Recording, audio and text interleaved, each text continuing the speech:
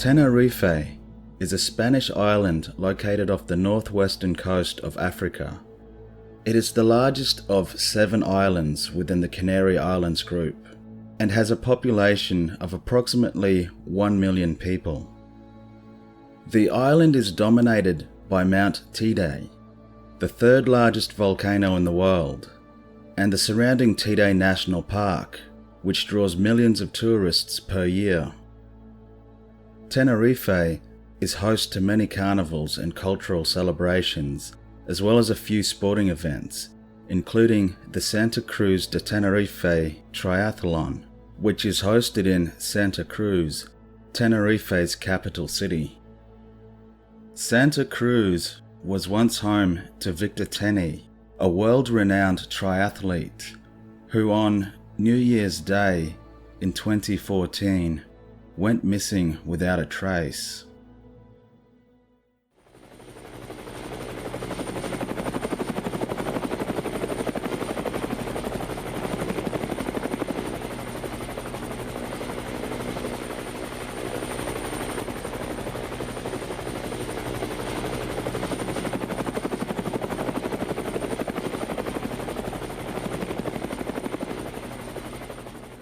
On October 21st, 2017, a mummified body was found on the rugged and remote northern face of Mount Teide of Tenerife.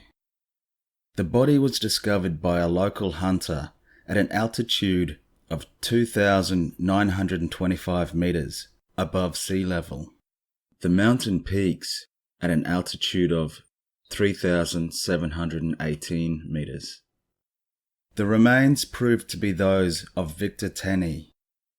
3.5 years earlier, on 1st of January 2014, Victor Tenny set off on his planned overnight stay at the Refuge for Mountaineers, which is situated on the eastern side of Mount Teide.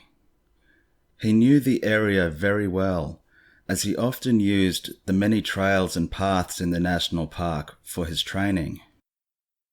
At 1 p.m, Tenny arrived at the Parador Hotel, situated in the southeastern valley of the national park, and picked up the keys for the Mountaineers' Refuge. He left his car and some Tupperware containing food for later consumption at the Parador Hotel and set off on his training. He was spotted later that day at 5:15 p.m. by a hiker on the southern path heading up towards the peak, and that was the last time Victor Tenny was seen alive.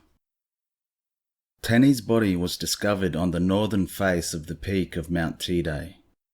This area is extremely inaccessible due to the steepness of the face and the razor-sharp volcanic rocks that litter the area. It is off-limits to tourists and locals alike. It is still a mystery how the athlete managed to arrive at that location. But even more mysterious is the fact that Victor Tenny's corpse was found 3.5 years later, perfectly preserved in a mummified state. His body was discovered behind a rock with his personal belongings scattered around him, including his phone. His phone data and the eyewitness had placed Tenny at 5:15 p.m. on the Pico Viejo route, which is on the southwestern side of the peak. This was the last known location of Victor Tenny before the grim discovery of his body by a local hunter on the other side of the peak 3.5 years later. How did Tenny, an experienced and extremely fit local hiker, end up halfway down the northern face of Teide Peak in a perfectly mummified condition, remaining undiscovered after many multiple searches of the area? At the time of the disappearance, authorities were perplexed, as it was felt that if he had suffered an accident, he should have been found reasonably quickly, because similar incidents had been solved with much less resources and publicity. Also, the fact that his corpse was in a perfect mummified condition after 3.5 years, while exposed to the elements seems far-fetched. The authorities cited the cold weather as the reason for the body's mummification.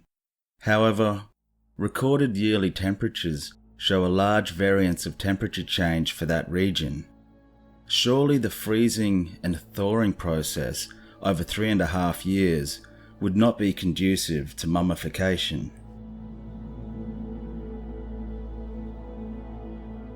The strange case of Victor Tenny is certainly not the only mystery on the island of Tenerife. It is interesting to note that there are many natural and man-made tunnels and caves throughout Teide National Park, and there is the occasional report of encounters with non-human entities within the cavern systems. Whether or not these cave-dwelling beings have something to do with the Tenny mystery is pure speculation, but it is something to be considered. Tenerife, like many islands of volcanic origin, has a large number of precious and semi-precious gems, including the famous Diamantes de Tenerife, the most appreciated diamond in the world due to its bright yellow color. This story begins in a mountainous area in the municipality of Guima, in the southeast of the island, where the elements have eroded an intricate network of ravines that expose the lucrative gems that have become the workplace for generations of miners and their families. In 1912, 2 miners worked in the galleries, or tunnel systems, of Agua Izana, in a dry riverbed in the Barranco de Badajoz. There was nothing unusual about the day as they set about creating a new gallery that they hoped would reveal new rock seams of high-quality diamonds. They began to use their picks in unison to weaken a small area of virgin rock on the side of the ravine that had the telltale fractures that marked the rock wall as a weaker area of rock, ideal to start a new gallery. After only 10 minutes, they were encouraged to see that the cracks were spreading faster than normal. They accelerated the pace, striking the rock with powerful blow after powerful blow, and became surprised by the scene that developed. A large part of the rock wall, approximately 3 meters by 3 meters, collapsed before their eyes. As the dust and debris settled, they found themselves looking at a previously unknown gallery.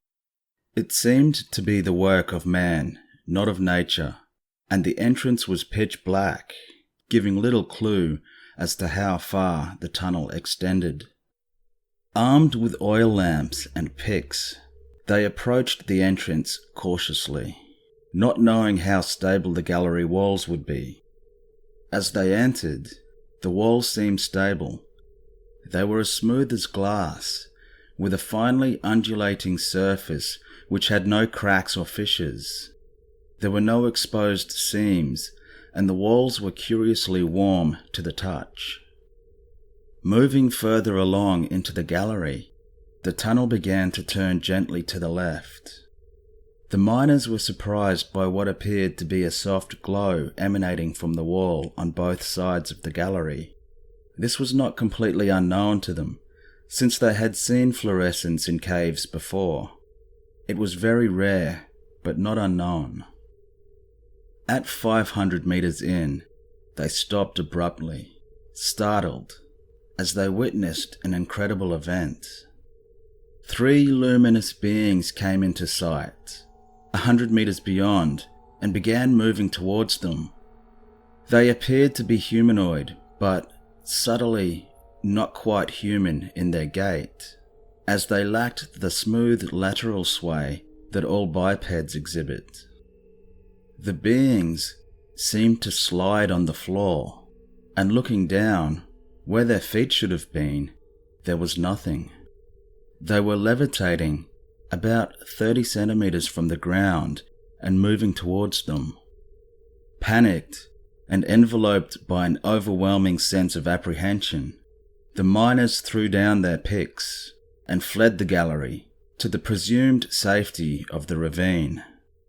A brief look back showed that the beings were now at the entrance of the gallery. The miners ran directly to the nearest civil guard station, about 4 kilometers away, and related the events to the service officers. Having determined that this was not an alcohol-induced story, they agreed to accompany them back to the ravine to investigate their claims. Upon arrival, however, and after a thorough search of the discovered gallery, there were no signs of the glowing beings or the smooth fluorescent walls. The most curious thing, however, is that all the galleries of the mines are meticulously registered in the area by the Mining Commission. Back then, as now, the records are updated every 3 months for tax purposes. The Mining Commission testified to the fact that the extensive Mystery Gallery would have taken many years to build, but it has not been recorded in any of their historical records.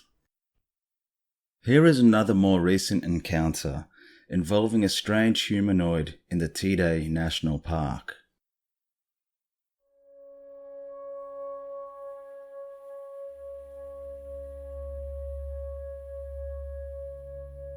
My boyfriend and I were walking up toward Teide at sunrise, with the intention to walk all the way to the peak. During the walk back down, we suddenly heard some strange sounds very close to us. Listening for a while, we thought there may be some animals overhead. We looked up past the edge to our right from where we heard the sounds, but there was nothing there. As we continued walking, the sound kept moving along with us. Then a few 100 meters further down the path, a huge black humanoid figure suddenly appeared, some 100 to 150 meters away from us. It was completely black, from top to toe. We were saying to one another, "What the hell is that?" Within the blackness of this figure, there were no distinguishing features of any kind. There were no other hues. It was just completely black. At the distance that this humanoid was in relation to us, its proportions were completely and impossibly huge, much too large to be a normal human. The way it moved was completely abnormal. The only way I can describe it is it seemed to move somewhat mechanically. We were staring at it for a minute to a minute and a half, utterly scared. Then it disappeared. We ran back down the path so fast I fell and hurt myself twice, but we couldn't stop for the fright it gave us. So we kept going, looking around us all the time to make sure the thing wasn't following us. As much as we have tried to find a logical explanation to what we saw that morning, we have not been able to come up with anything. It's interesting that this entity appeared as solid black within the daylight hours. The location is interesting as well, as Victor Tenny was last seen in this location. But giant shadow people and mysterious disappearances are not the only curious events to have unfolded in this particular area of the Teide National Park. The following encounter also occurred in the same area.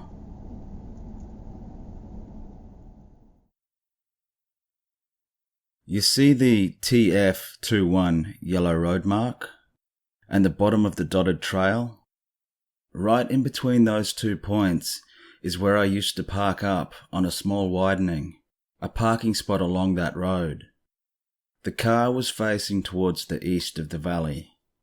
You see the lighter green-whitish line running along the edge of the valley in a half-circular line? That's the valley ridge. It's a very dangerous area. No official trails there.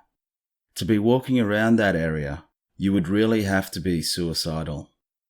Well, along that edge, that's where I saw the initial strange orange lights that seemed to be dancing back and forth and slightly up and down. I got out of the car to hopefully see them clearer, as I was thinking that some nutcases were trying to hide there in the middle of the night. My first concern, however, was that it might have been some sort of emergency SOSing by someone who might be stuck there. But the longer I stood there looking at this phenomena, it became clear to me that that was no flashlight, nor any other kind of light that I knew of. It kept shifting in and out of focus in a hazy way, like it was behind a fog, except there was no fog or clouds that night. It was a crispy, clear night, and after some 10 minutes maybe, I was getting really cold, so turned and went back into the car. The light phenomena was still going on. I always had a blanket with me in the car, as it gets butt freezing cold up there, and you don't want to leave the car running the whole time if you're going to sit there for a few hours watching the Milky Way and waiting for the sunrise. So I wrapped the blanket around my shoulders, sat down in the driver's seat and shut the door. And then the shaking of the car started immediately, as soon as the door was closed. It was intense, shaking back and forth and to all sides, making a noise as if the car was falling apart at the seams. It took a few seconds to sort of register even that something was happening. And then I just felt something strange in the middle of the shaking, and I opened the door. And it was as if the car was leaning slightly sideways somehow, and I don't know how or why, but as I turned my leg to step out of the car, I looked down at the same time, and noticed in an instant, to my blood-curdling horror, that the car was floating in the air, in the dark. As soon as I registered this, I quickly shut the door again. I just had time to think, oh shit, I'm in the air. I think I was about 4 meters up. It's a very rough estimate, as you can imagine, but this is what I estimate. I know it was way too high to want to step outside and fall down into the lava gravel below. At the same time, as soon as I'd shut the door, the car fell, or was dropped to the ground, and I felt like a whiplash motion going from my lower back up along my spine to my head. It really hurt. Just imagine sitting down and being dropped some 4 meters. But at that point, I was so panic-stricken and confused, I just immediately started the car and backed out in an almighty rush to the road and drove for dear life. At first, I thought another car was behind me as I looked in the rearview mirror. But as I kept driving and throwing glances in the rearview mirror every few seconds, I realized that the light was not on the ground, but in the air behind me. One single white light that was following every turn of the car around the bends. Sometimes it was lagging a bit, only to suddenly come much closer to the rear window of the car. I just didn't have time to think clearly during those moments about everything that had happened since I saw those orange lights. It all just happened so quickly, giving me no time to think at all. You see the crossroad between TF38 and TF21, where the winding road toward the south turns? Well, that's where I turned, and that's where the light stopped following me. It's a good 15 minutes roughly to drive to that point from where I was parked, and I was legging it, driving as fast as I possibly dared. I just wanted to get away from there. Strange lights, which cause physical effects, are a rare type of encounter. Amazingly, the following is another report of lights causing physical effects, which also happened very close to the same location in Teide. A group of people, including 4 adults and a child by one of them, drove into the Teide National Park to watch the magnificent sunrise. Upon arriving, they parked their car, and the child, a young girl, wanted to get out to stretch her legs. She was outside for a little while, and came back to the car absolutely terrified, saying she had heard a voice calling her by name. At first, it was a whisper, but became loud and clear. She thought maybe it was one of the adults pulling a prank on her, but then the whole group suddenly heard a strange kind of melody, like somebody singing or chanting, but they couldn't figure out where it was coming from. At that moment, their radio starts to break up and hiss and become static. Then, as the group was trying to work out what was wrong with the radio, a sudden bright white light shines down on the car, as if there was a bright spotlight directed straight at the car. The sunroof of the car was open. They looked up and they could see lights circling above them, changing colours. The lights were moving up and down, and in intervals coming as low as a few meters above the car. They sat in the car not knowing what to do, immobile, until suddenly the lights just disappear. At the moment that the lights disappear, the car radio signal comes back on, and outside the vehicle, it was as if nothing had happened. UFO sightings are not new to the people of Tenerife. The following incident occurred in 1979 and was an amazing aerial event that was witnessed by thousands of residents throughout the Canary Islands. On the 5th of March 1979, the people of the Canary Islands, and specifically Tenerife, were witness to some very strange phenomena. These phenomena occurred in two major phases. The first phase started with a strange sunset at around 7:10 p.m. Giant luminous rings in the sky were witnessed by thousands of people, including many airline pilots. The rings were enormous and encompassed all the colours of the rainbow. As the sky darkened, the colours of the rings intensified. Then thousands of witnesses observed yellow, zigzagging lines of great luminous intensity. These bands seemed to start at the sea and extend up, crossing all the rings. Then they began to widen, acquiring colossal proportions. This mysterious phenomenon lasted for almost an hour and a half. The second phase began around 8:10 p.m. The sky was dark, but the rings and bands were still visible. In the center of the rings, an object appeared. Some witnesses claim it rose from the horizon line, possibly from the sea. The most common descriptions of the object was that it appeared to be a fireball, or a silvery disc, or a flattened cauldron.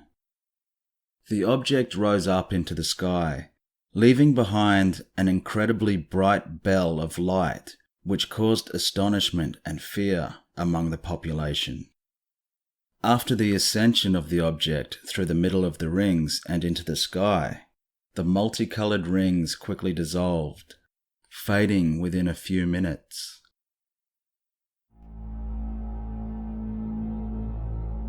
As you can see, Tenerife and the surrounding Canary Islands are inundated with strange phenomena, and have been for hundreds of years at least. I've only focused on a few of the more recent cases, and confined my area of interest to the Teide National Park area. I have no doubt that the fact that Teide is the world's third largest volcano and is active has a large part to play in these paranormal reports. It's known that volcanoes seem to attract or create strange phenomena, and that the strange lights seen around volcanoes are even accepted by mainstream academia and theorized to be caused by the immense geological stresses within and around the volcano. It could be argued that these same geological energies may have an effect on the human mind, causing hallucinations. But hallucinations cannot explain the physical disappearance and reappearance of a mummified body or the levitation of a vehicle. And can the same hallucination be shared by a group of people, as would have to be the case for many of the sightings of lights and entities in the area? I don't think so.